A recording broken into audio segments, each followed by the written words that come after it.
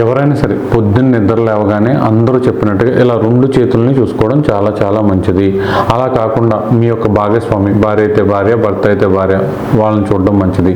తల్లిని చూడడం కూడా చాలా మంచిది. నిద్ర లేవగానే తల్లి మొహం చూస్తే చాలా చాలా మంచిది.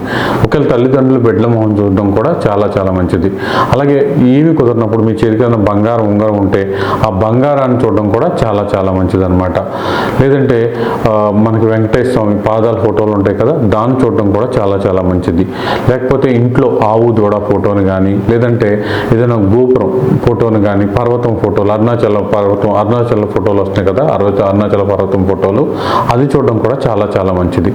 అయితే చూడడం ఏంటంటే ఇంట్లో లేవగానే డస్ట్ ఇల్లు ఓడని ప్రదేశాలు, అలాగే బొట్టు లేకుండా ఉన్న వాళ్ళని, అలా అందరూ అంటారు వితంతువులను చూడకూడదు అంటారు కదా, అది ఎంతవరకు నిజమో మనం దాన్ని ఎంకరేజ్ చేయము. అలాగే కొంతవరకు మాంసాలు లేకపోతే గలీజ్గా ఉన్న వాటిని పొద్దున్నే చూడకుండా ఉండడం మంచిది.